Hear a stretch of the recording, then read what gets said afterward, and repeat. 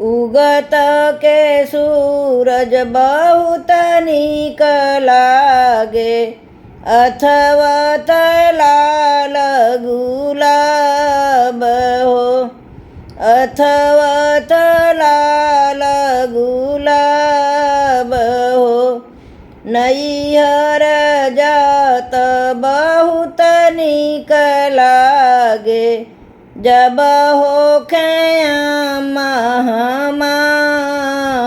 हो, जब होखे महामारी हो। बाबा के भेंटों में दर दर भरिया, आमा के भेटी दुआर हो, आमा के भेटी दुआर हो।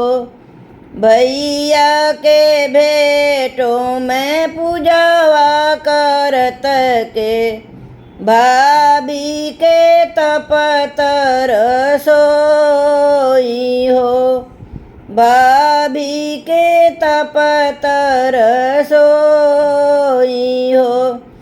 भैया माँ के रोवले से नदिया बहत हैं, बाबा के रोवले तालाब हो।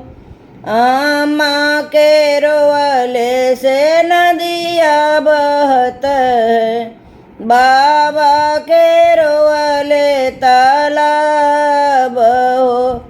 भैया के रोवले से छतिया फटत हैं, भाभी के जियरा कठोर हो। भैया के रोवले से छतिया फटत हैं, भाभी का जियरा कठोर हो।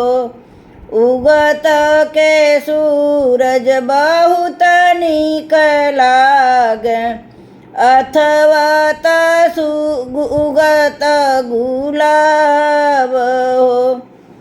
उगत के सूरज बहुत नीक लागे, अथवा लाल गुलाब हो।